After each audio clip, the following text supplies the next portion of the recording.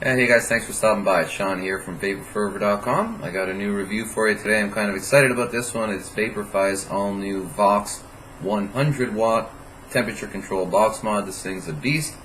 100 watts of power, and you can use all 100 even in temperature control mode. Personally, I've rarely do I ever have a need to go that high. I generally vape 25, 30 watts. I've gone up with this one to test it out. But yeah, more than enough power. It works great in temperature control mode, and it's a beast also in terms of just the packaging that they put around this thing. It's a 3/32 of an inch. I tripped over my words there, but yeah, 3/32 of an inch thick zinc alloy encases the entire thing, and it's machined so well that I don't really see any seams anywhere.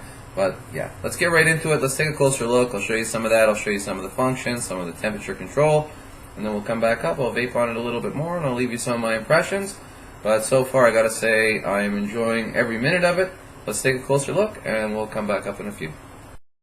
Alright guys, so here it is. As I mentioned earlier, I've had this thing a while now, so I obviously have already unboxed it. When I did get it, just so you know, it's obviously all wrapped. Everything's completely secure in cellophane. Very nice, pretty small box actually. I was a little bit surprised when that part came, how small it actually was. But that's because the device itself, it's actually very similar in size. If any of you use the E-Cig 50 watt, very, very similar, but just a little bit smaller. About 4 or 5 millimeters shorter. Nice owner's manual, and just so you know, I've actually underlined it here to point it out to you guys. The maximum output current on this is 24.5 amps. Alright, so just be aware of that. You can use coils all the way down to 0.05 for nickel or titanium, and for a normal Kanthal, stainless steel, anything like that, you can go down to as low as 0.15 and as high as 3.5 ohm. In temperature control, the highest you can go is 1 ohm. You're probably not going to want to go higher than that anyway. Nice little charger, micro USB. They are very specific on the website as far as wall adapters. Make sure that if you are using a wall adapter, it has an input of between 100 and 240 volts, 50 to 60 hertz, and an output of 5 volts or 500 milliamp hours. So your old Eagle style E-Cigs, I checked mine when I first got it, see if they would work. They're, at least mine, they don't fit the profile, so I've been using my cell phone wall adapter. That works. But yeah, just make sure you're using the right wall adapter if you are plugging into the wall. So here's the unit itself, and as I said, very, very small. You can just see it in my hand, but it's 79 millimeters in height. It's just under 49. It's 48.8 millimeters in width, and it's 24.4 millimeters thick, which is about an inch thick. Got a nice 510 thread connection there, and this is a spring-loaded adjustable positive pin. Your plus and minus here, and then your firing button here. So when you're in the lock screen, that's the time and the only time you can actually change, turn on, or turn off temperature mode. So I'm going to do this, and I'll actually turn it sideways so you can see the screen while I'm doing this. Press the hold and hold the plus and minus button down for a few seconds. You'll see now I'm in temperature mode. To change it, obviously, I can use the up and down arrows. But to turn it off, if I want to just enter into straight wattage mode, essentially what you do is you go all the way up to the top. 600 Fahrenheit is the highest temperature. As you can see, if I go one more now, temperature control is off. So now I'm in straight wattage mode. If I want to go back into temperature control mode, I do the same thing. Hold those down, back in temperature control mode, and then it'll ask me again what my temperature is. As you can see, it remembered my last set temperature. And again, if I want to turn it off, I just cycle up, turn it off. So now I'm in regular wattage mode. In this case, I am using a nickel coil, so I'm going to go back down and I'm going to leave it in temperature control mode. But yeah, actually, let me turn it off, and then I'll show you the wattage mode. So okay, now it's off, temperature control. I'm going to unlock the device, and this, let me put it down, see if it'll focus better. So to unlock it, hit the firing button 5 times. Alright, and you see now the temperature control mode is off. I don't have an atomizer on here right now, so obviously it's not reading any resistance. And then I'm at 30 watts, changing the watts obviously, pretty straightforward, up and down. And you can change wattage in obviously 0.5 watt increments. So that's basically it. Basic functions. It's pretty easy to use.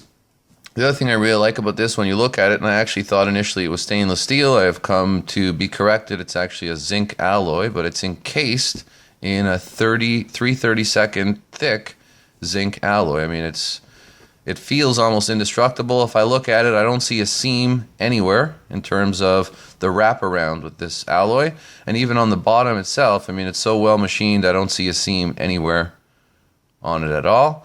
It does have a charging port at the bottom, which initially I didn't really like because obviously you can't stand it up, but it does not have pass-through charging, so you can't use it while you're charging it anyway. So it doesn't really matter to me now that it's on the side, because obviously while I'm charging it, I'm just laying it down sideways anyway. The one nice thing about it is quite a large capacity battery, and I'm actually looking at this now. I think it's 4,500 milliamp hour battery, so depending on what you're using, what's your resistance, how much you're vaping, even myself, sometimes it'll last me a full day, sometimes it'll last me 2, but it's quite a long-lasting battery. Alright, so what I'm going to do now is I'm going to go ahead and install a nickel coil on here, and then we'll come back. I'm going to do a dry cotton test with you. It's what I do with all my temperature control devices, just to make sure that they work before I actually vape on them. So we'll do that together. I'll wick it up, and then we'll take a vape on it, and then I'll leave you some with my final thoughts. Alright, we'll see you in a few. Alright, so here we go. We're going to do the dry cotton test. I got this turned off in the locked mode. So from the locked screen, to change temperature, what we're going to do is hit the plus and minus button here. You see it says hold to change temperature, and that's perfect. The combustion point of cotton is right around 400, 410 degrees. So I obviously want to come in under that. As you can see, I have it set to 390. All right. So now to actually enter into usage mode and use the temperature mode, you have to go back, unlock the screen. So you got to hit this 5 times. And you'll see the temperature here is set to 390 Fahrenheit, and I'm pushing out 20 watts. So let's see what this coil reads at. It's a brand new coil. I wanted to get something that was clean. Okay, so as you can see, it's asking me now nickel, and it'll ask me nickel or titanium. So obviously I'm going to choose nickel.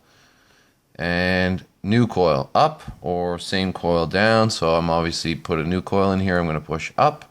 And there we go. So it's reading my coil here at a 0.09 ohm, which is good.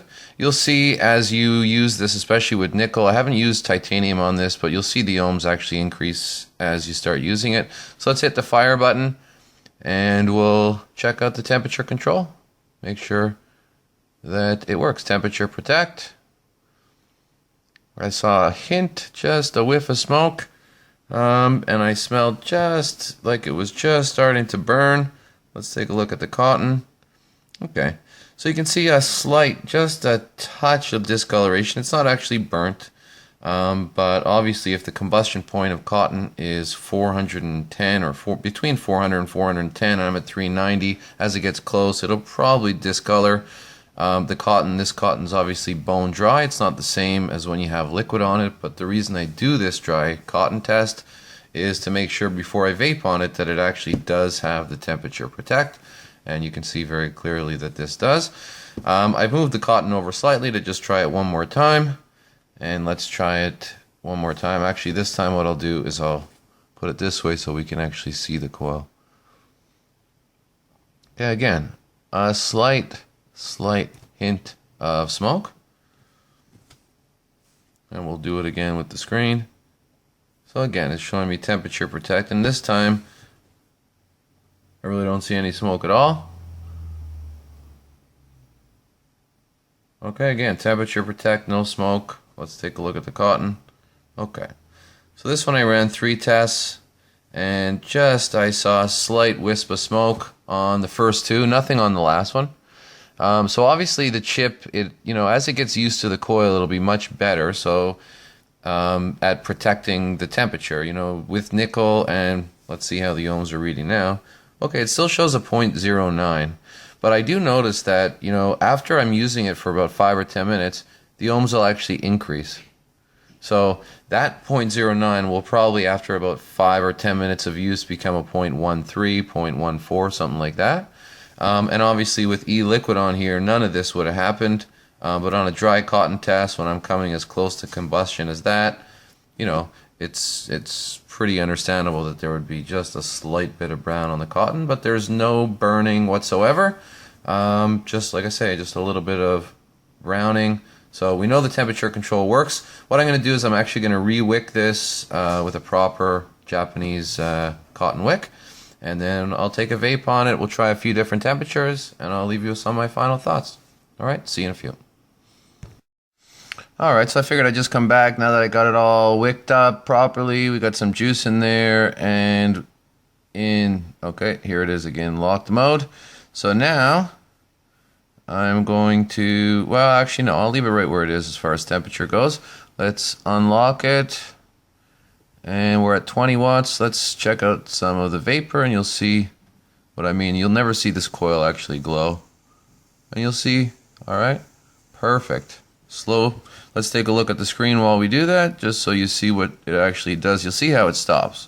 As the temperature is reached, it actually, you see that? No smoke, no charring, no glowing of the coil. Let me put a bit more juice in here, just so I don't run dry.